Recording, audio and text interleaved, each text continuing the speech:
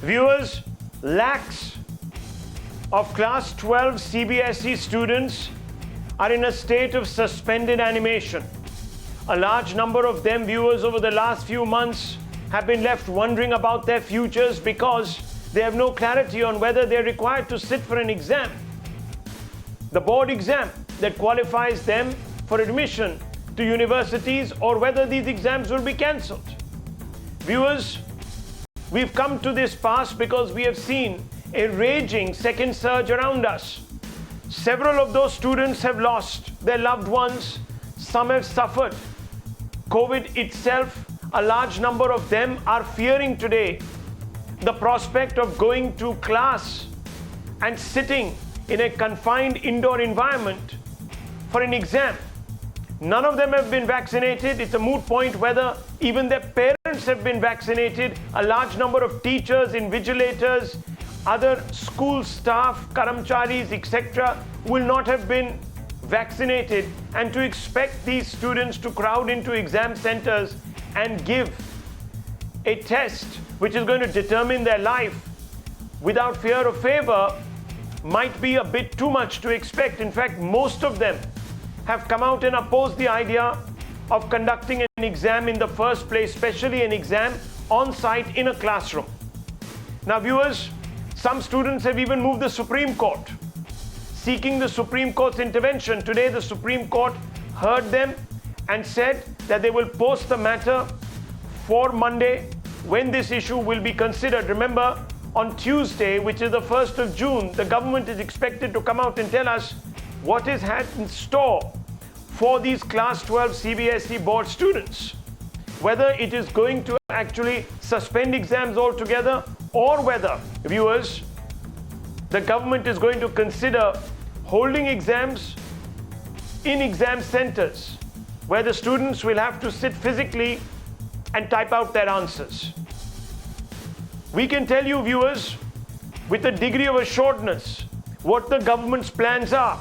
Here's the inside track, viewers, on what the government is intending to do and what it's going to announce most likely on the 1st of June.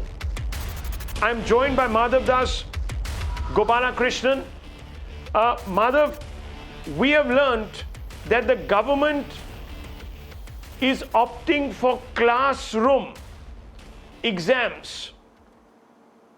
The modalities are being worked out, but net we are being told that option 2 is the one that is going to be considered. Now, can you just give us the whole story?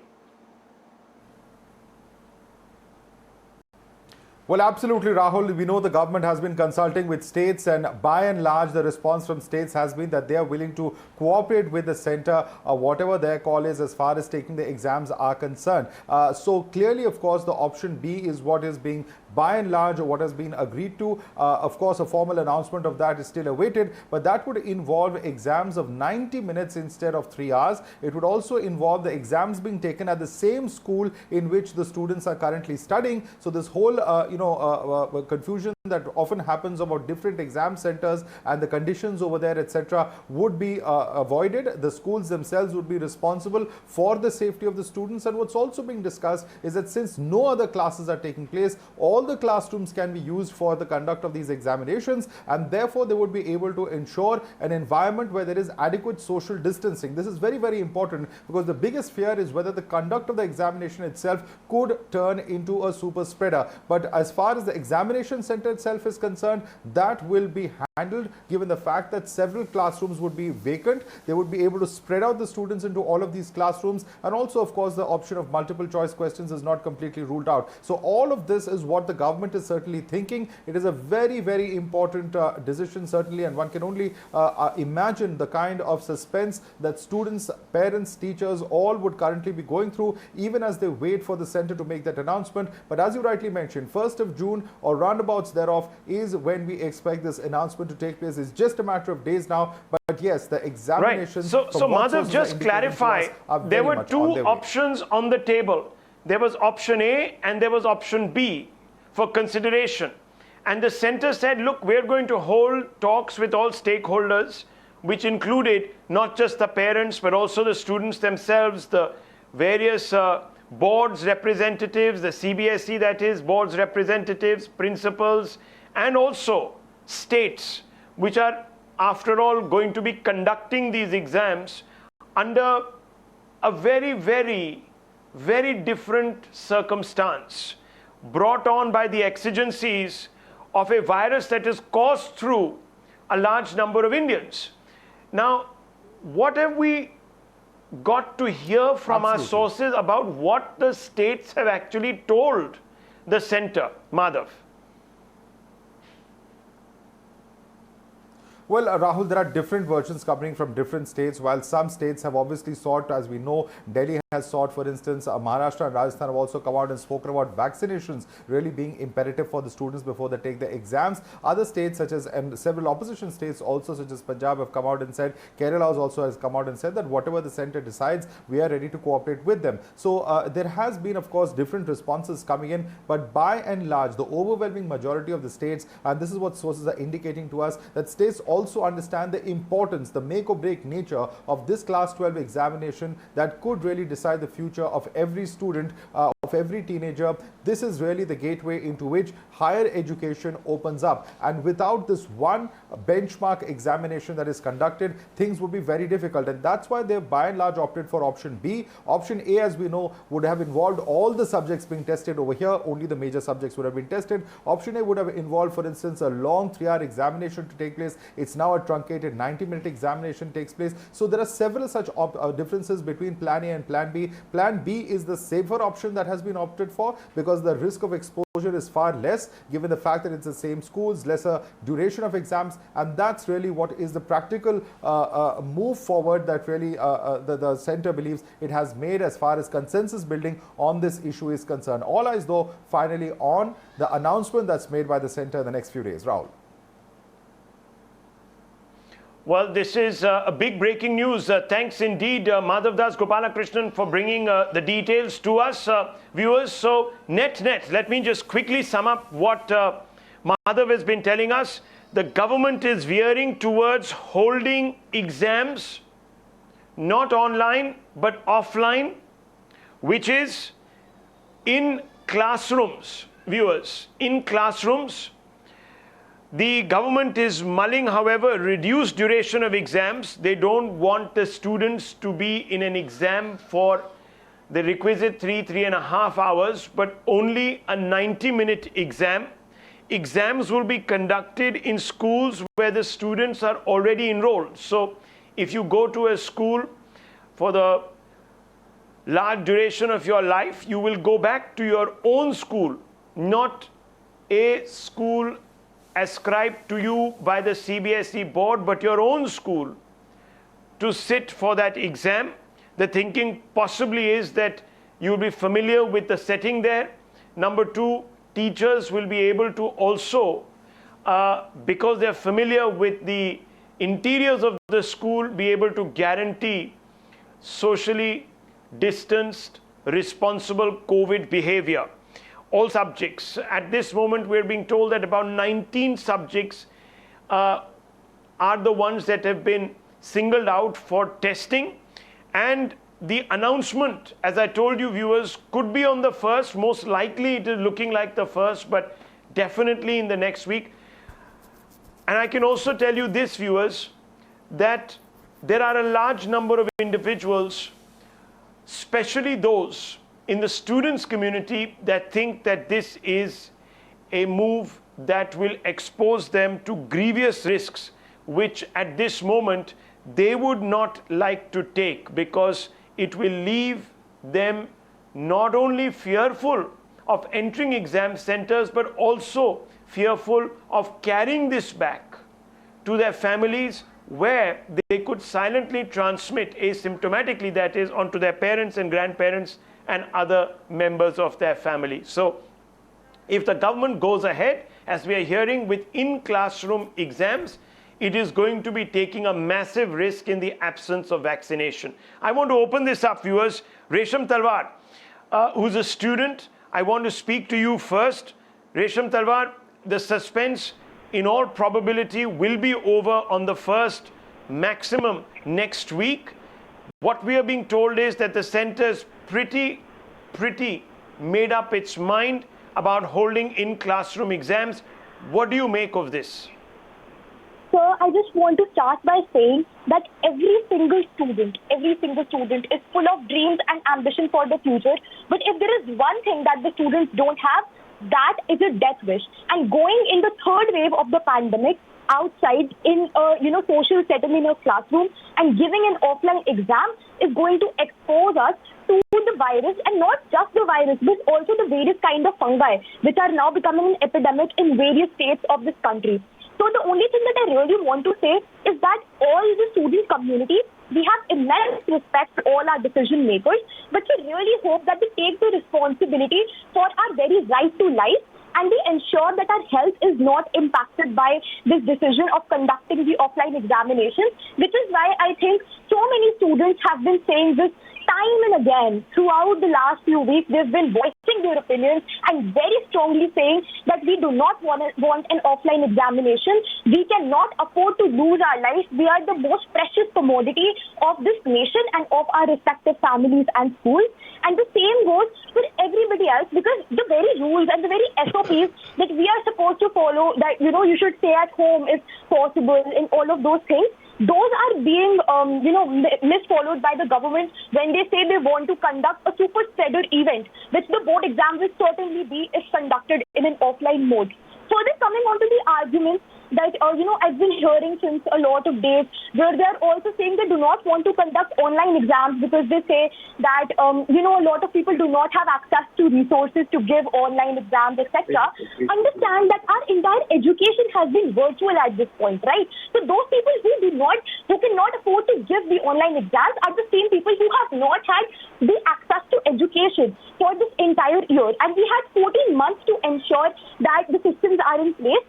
At this very last minute, we should certainly not be, taking any chances. We should not be exposing such a large population of students and their families along with teachers.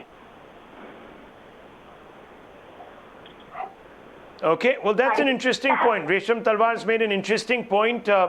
What she's saying is that if you are suggesting that you can't hold an online exam, then perhaps you're missing the point, because most students have been studying virtually. So those children who don't have access to laptops or computers or a center where they can go and log in to their lessons would in any case be disadvantaged. Well, that's a moot point, viewers. There are some states who've come up with a hybrid model where they have said that, look, certain students who have the capacities and schools that have the capacities can take the exam online. Others can come to examination centers, pick up the examination sheet, go home, fill it up and deposit it back. So there have been other states that have come up with a more reasonable way of conducting these exams without exposing students to the fear of the virus. So there are opportunities to still course correct. I know that a large number of states have come out and mooted for an exam, and no one is trying. I'm sure none of our students are shirking the prospect of sitting for an exam. I don't think they're coming from there, because they do it every year. I think this is really about their lives, their safety, and of course the safety of their own families, because a large number of students, a large number of people who have been struck by COVID, who are not students but even in their advanced years, sometimes go asymptomatic, and it becomes very difficult to pass those that are actually infected from amongst those that are not. So this could become a major problem, a major super spreader event, as some students are suggesting. Well, let me quickly bring in Roopali Kudesia, principal of DPS. Ms. Kudesia, it's very important that exams are held, of course, we all understand. But first things first, even if the board endorses what the government is hoping to do, which is to conduct in-classroom exams, can you in your schools ensure against transmissibility of this virus? Can you ensure social distancing, or is that really an endeavor that is too tough to implement and it will put too much of an onus on school authorities? Good evening, everyone. Of course, see, I belong to a very elite school, DPS Sushant Lok. So there I have full control. I can make things happen. It's a huge school, and I can take care of the COVID safety protocols, and I can, I can work on that. But I cannot control what is happening outside the school premises. And all these children, they would be, many of them, in fact, they would be using public transport. How I am sure that they are not going to contribute towards the transmission chain. So that is a doubt that I have. And whether you control whether you conduct the exam for 3 hours or for 1 hour, you bring an MCQ or you bring a normal set of board paper, how the exposure rate is minimized here, that also I'm not certain. So, of course, we seem to be little confident about conducting the exam because we are seeing a downfall of the pandemic. But what makes us so sure that there's not going to be any upsurge in the near future? That is number one.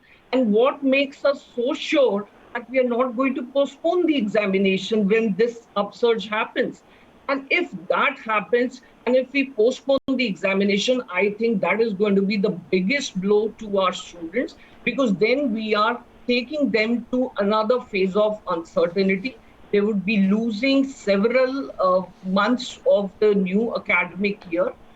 They would be stopped at grade 12 all over again, and life would be, coming to a standstill for them. So that is my biggest fear.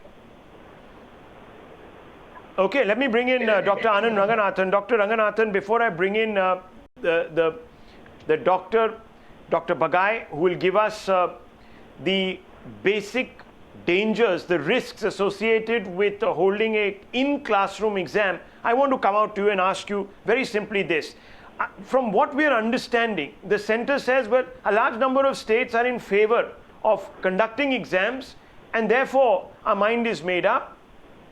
We have to, of course, go by what our stakeholders are telling us, so we have to conduct this exam. Do you think this is a valid enough argument? And do you believe that this will obviate the risk that is posed to students today?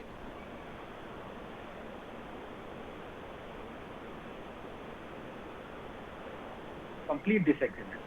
I mean, the students are just not in a mental or physical state to go offline and take the exams. I think the government has totally messed it up. And let me give you 3 reasons why.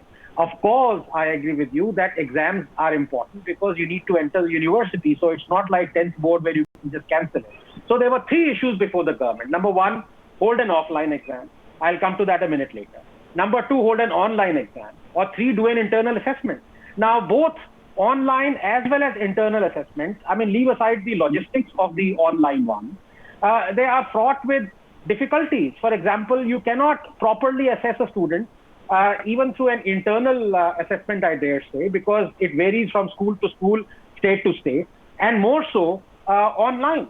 So the option, the government slept through this, the option, the most viable option was the offline one. Now, how do you do it in the middle of a pandemic? The easiest one to do is that if you get your students vaccinated, you will be in a position to have this exam online, because right now, as you correctly put it, and Rahul, we've discussed this, the SARS virus is actually airborne now. It doesn't matter if you're 6 feet socially distant. 60 feet, some student sneezes and all the hall would be exposed to the virus. So the government should have thought of this 6 months ago. They should have coaxed Covaxin into conducting trials for under 10, even on May 11th, even as late as May, when Pfizer was okayed for giving to children below 18 and children of 12 in 3 countries. In Canada, they have already started vaccinating. Even now, you can say, we have only 1.1 million CBSE board students. Somebody needs to stand up on the gun and say, all right, we are possibly going to postpone it, but let us make sure that we get through emergency use or whatever, Pfizer vaccine, vaccinate all 1 million children and then ask them to sit for offline exams. That's what I would have done. Okay, Dr. Bagai, what are the risks?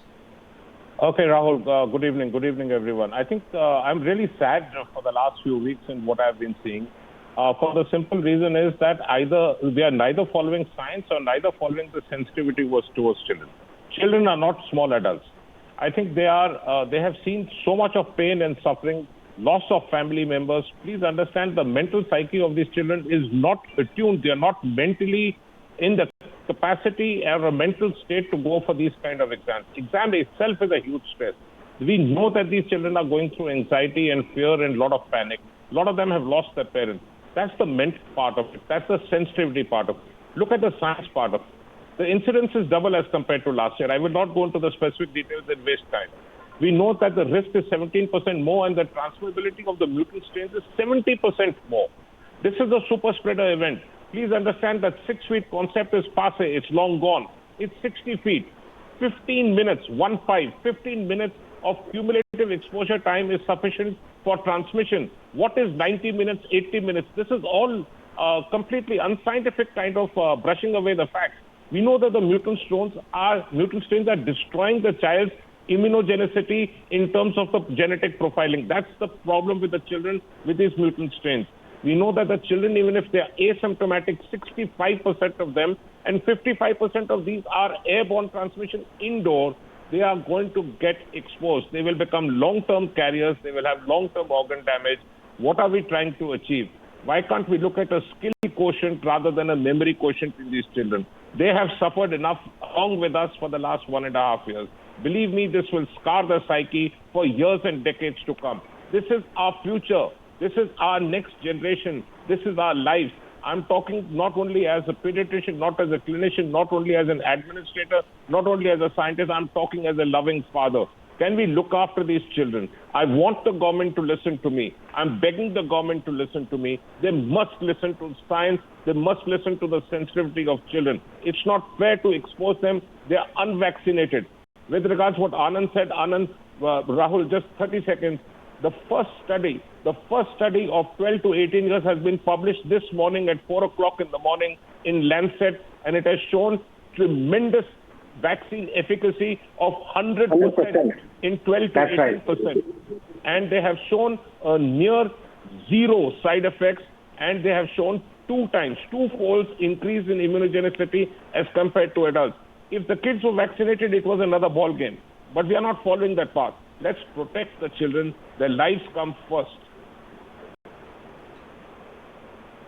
So, Tuhin Suna, this is a very random sampling. But there are two educationists. There's a student and a doctor. The principal stakeholders are here, quite honestly. I don't know about politicians. I don't know about education ministers. I don't know about clerks and babus and the rest that make up the government machinery. But certainly, the three most vital stakeholders are here. And I want to ask you, why has the government chosen to ignore these three critical inputs in determining what is now going to be almost certainly be a in-classroom exam unless some new miraculous recalculation, recalibration happens between now and the 72 hours that remain for this decision? Tuhin Sinha. Well, Rahul, we have repeatedly maintained that the safety and well-being of the students and their family members is our primary concern. Keeping that in mind, we would still want to evolve a more pragmatic approach going ahead. But like I said, the situation is still fluid.